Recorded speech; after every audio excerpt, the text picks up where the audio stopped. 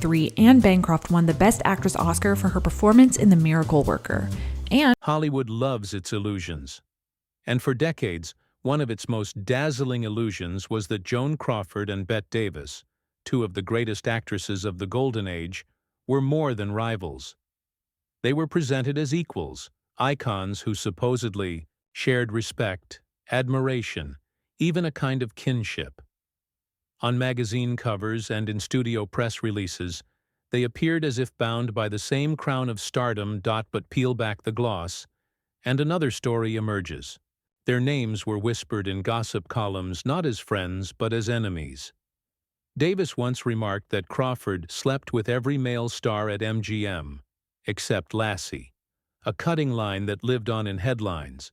Crawford, in turn, orchestrated moments of revenge so sly they became Hollywood legend. Like the night she accepted an Academy Award on behalf of another actress, just to upstage Davis. Clips of them laughing at premieres or standing side by side on set told audiences what the studios wanted, that these women, despite their power, could coexist as friends.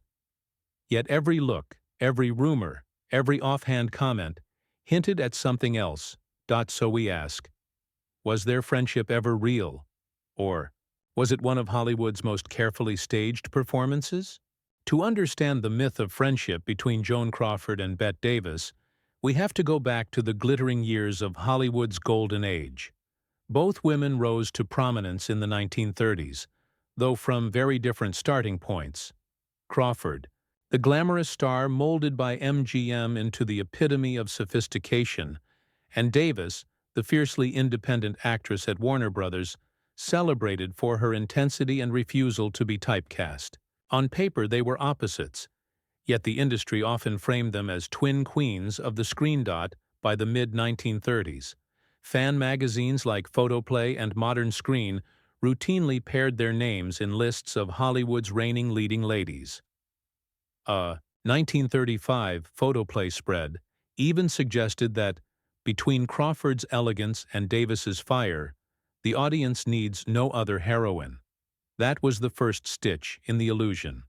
Rival studios, rival women, but equal in stature. As the years passed, the publicity machine only amplified the comparison. When Crawford married Pepsi executive Alfred Steele in 1955, her new role as a corporate ambassador was widely covered in the press. Davis, meanwhile, was on magazine covers as the ultimate Warner Brothers star, her face synonymous with serious actress. To the public, their paths seemed parallel, like two tracks running side by side, destined to intersect. The real breakthrough in shaping their friendship myth, however, came in the early 1960s.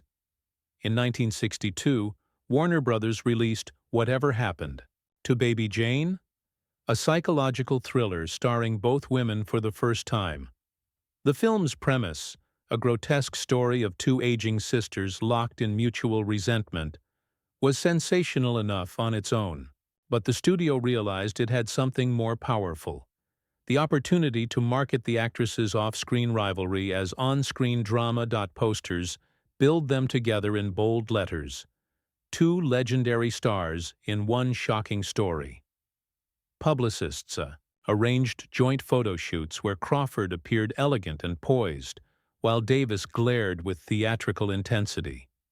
Their images were splashed across Life magazine under the headline, "Two Legends Together," a phrase that suggested harmony, while quietly inviting speculation about tension. On red carpets, they were presented almost like a Hollywood power couple. Publicists made sure photographers caught them entering premieres within minutes of each other. Talk shows booked them in back-to-back segments, if not together, to heighten the sense of connection. Even their stylists seemed to coordinate, with Crawford in her signature structured gowns and Davis in her dramatic, bold dresses, two contrasting but complementary images that read like a visual duet. The illusion worked. The film became a sensation, earning 5 Academy Award nominations and securing Davis her 10th Oscar nod for Best Actress. Crawford, though not nominated, was photographed alongside Davis at key promotional events, giving the impression of a unity. Trade journals like Variety praised the mutual professionalism of Crawford and Davis, cementing the idea that their collaboration was a triumph of friendship over ego. But was it real?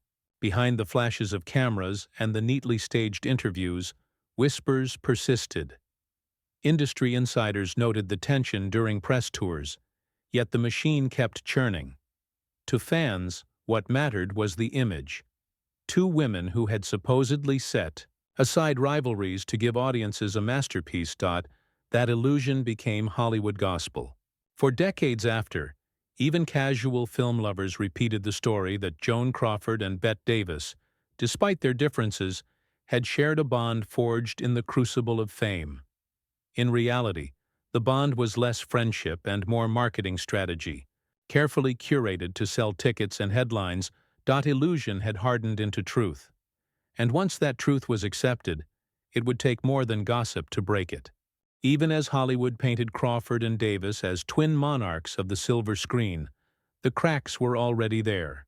Hairline fractures that widened with each year, each headline, and each competing triumph. The seeds were sown as early as 1935, when Davis won her first Academy Award for Dangerous.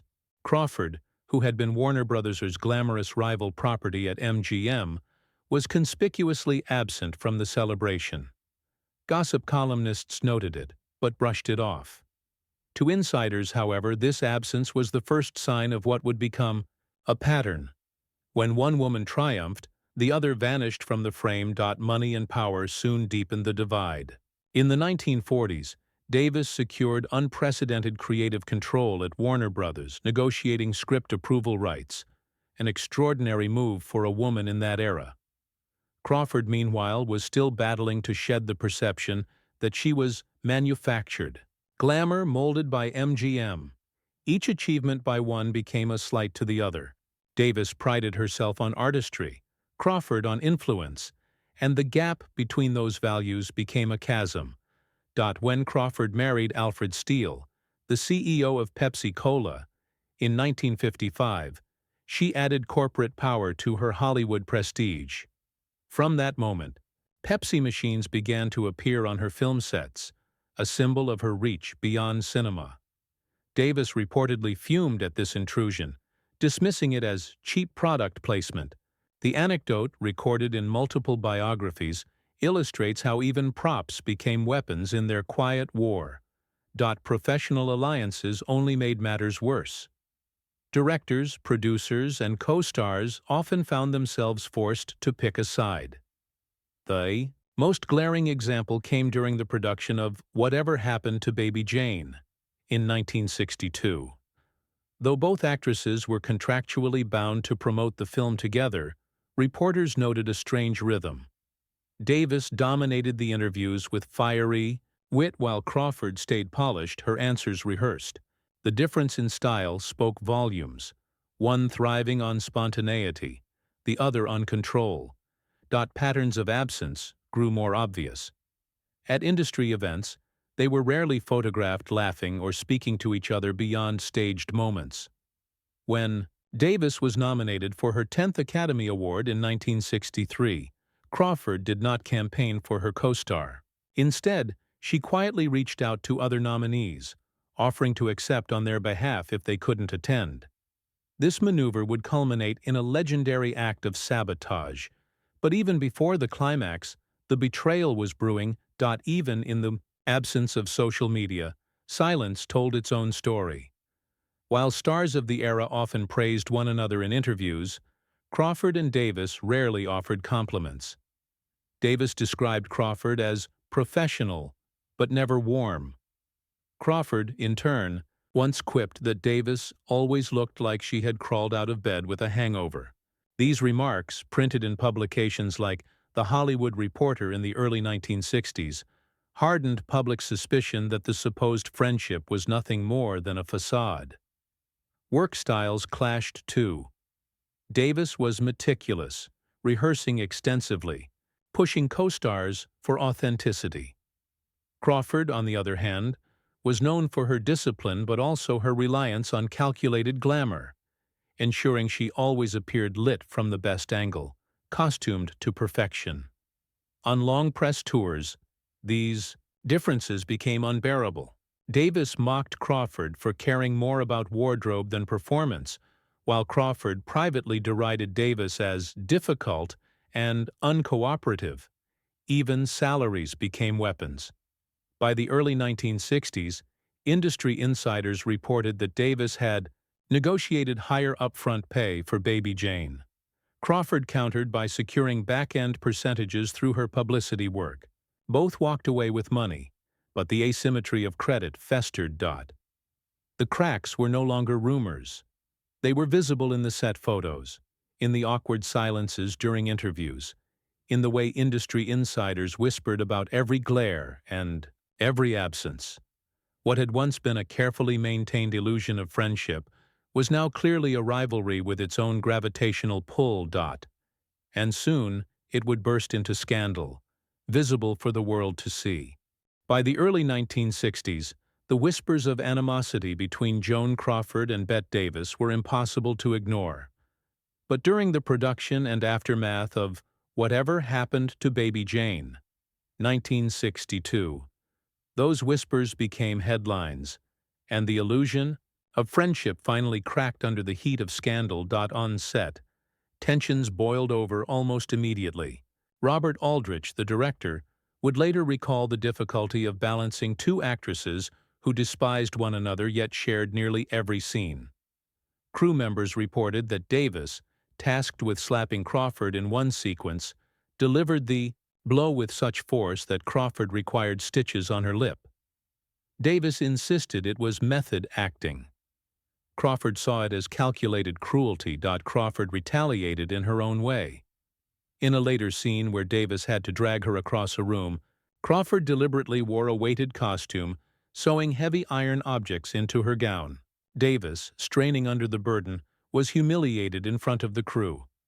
The incident, recorded in several biographies including Sean Considine's Bette and Joan, The Divine Feud, 1989, became emblematic of their on-set war. The tension spilled into the press. In 1962, during the film's promotional tour, Davis let slip a now infamous line. She slept with every male star at MGM except Lassie. The remark, picked up by gossip columnists like Hedda Hopper, instantly traveled across Hollywood. It was the kind of soundbite that could not be taken back, and Crawford never forgave it. The following year delivered the scandal that sealed their feud into legend. In 1963, Bette Davis was nominated for an Academy Award for her performance in Baby Jane. Joan Crawford was not. Behind the scenes, Crawford quietly lobbied against Davis. She contacted other Best Actress nominees, including Anne Bancroft, who was tied up with a Broadway commitment, and offered to accept the Oscar on their behalf should they win. On April 8, 1963, at the 35th Academy Awards, the scheme played out on live television.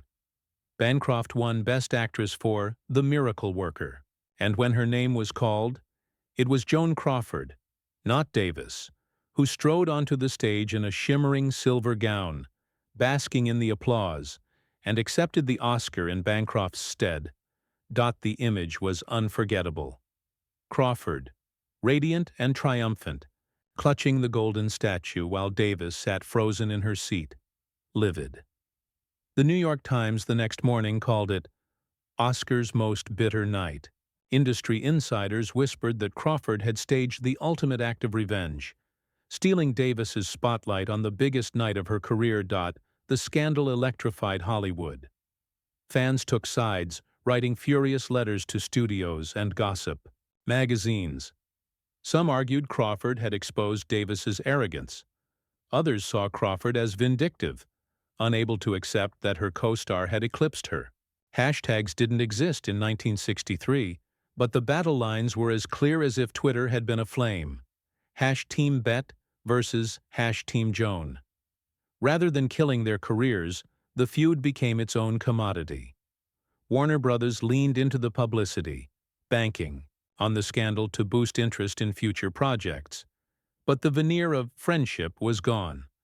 What remained was raw hostility, played out not just behind closed doors, but in full view of the public. Even decades later, when journalists asked Davis about Crawford, her words remained scathing. In a 1987 interview with Time, she declared, "Joan was a movie star. I am an actress." It was the final, cutting line in a war of image and ego. The mask of friendship had not merely cracked, it had shattered, live on the world stage. And in that moment, Hollywood audiences realized that what they thought was a golden bond was, in fact, one of the most enduring rivalries in entertainment history.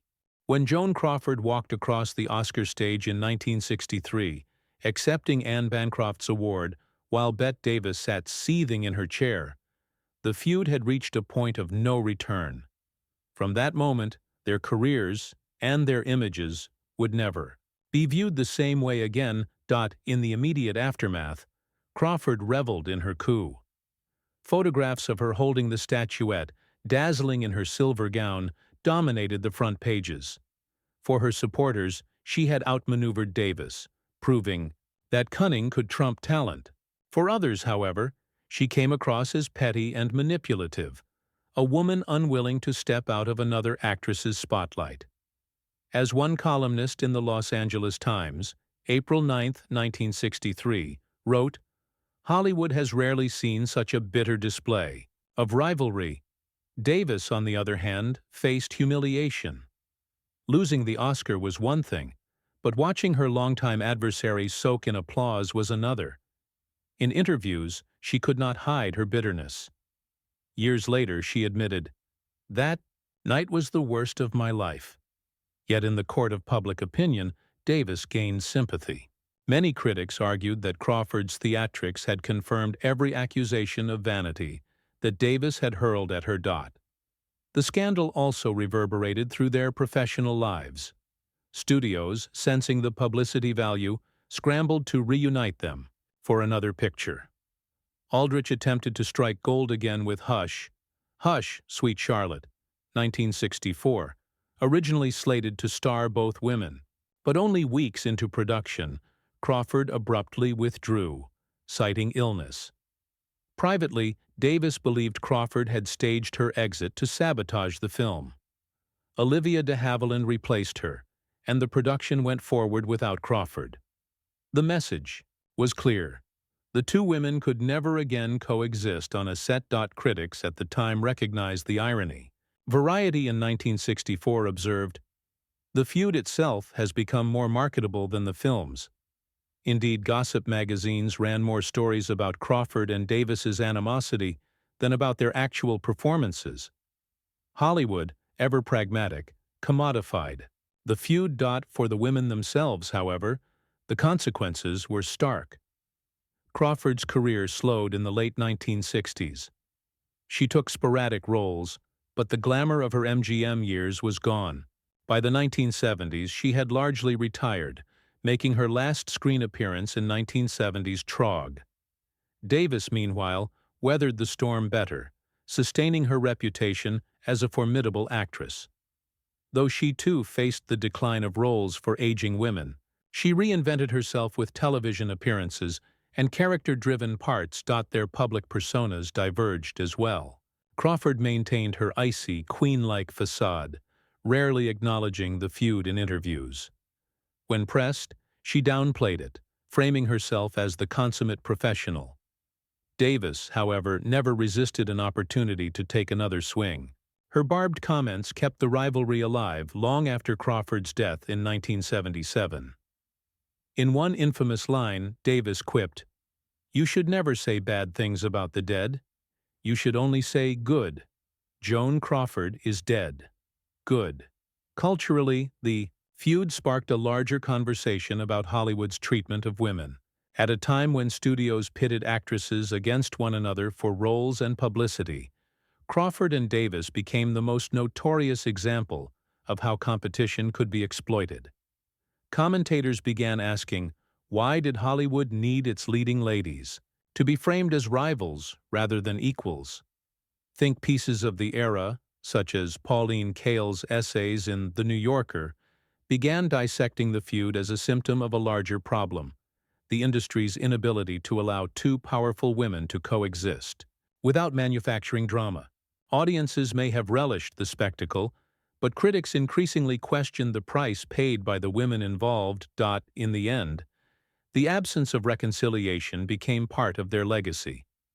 Unlike other Hollywood disputes that eventually softened, Crawford and Davis never mended their rift.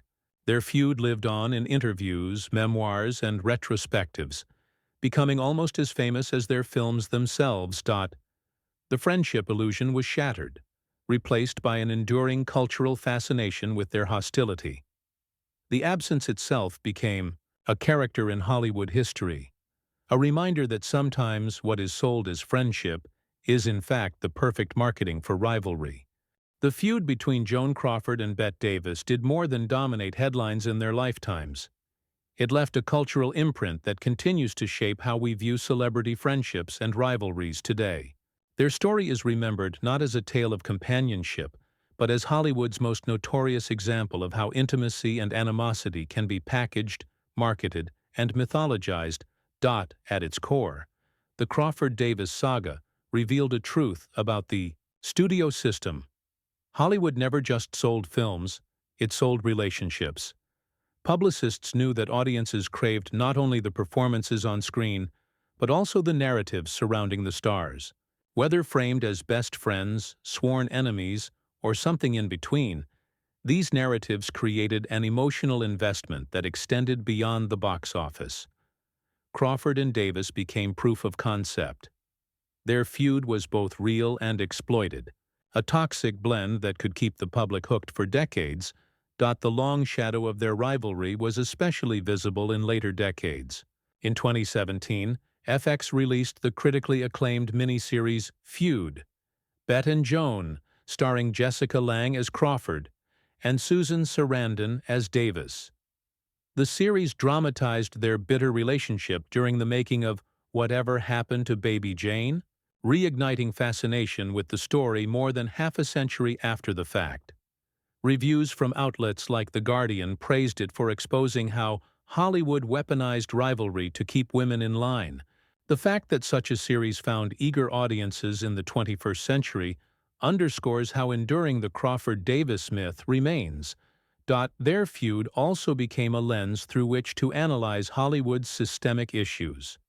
In an industry that historically offered few substantial roles to aging women, Crawford and Davis were pitted against one another as if the industry could sustain only a single queen at a time. Their supposed friendship, carefully staged for cameras, masked a harsher reality, that their competition was not entirely of their own making, but fueled by executives, studios, and the press. Audiences today have grown more media literate. Where once fans eagerly bought into magazine spreads depicting harmony between stars, modern viewers often question what they see. Social media, with its curated posts and influencer collaborations, echoes the same dynamic of manufactured closeness. When fans see celebrities posed together at events, many now ask, is this genuine, or is it another version of Crawford and Davis, a partnership designed for publicity rather than affection? The duality of their legacy is striking.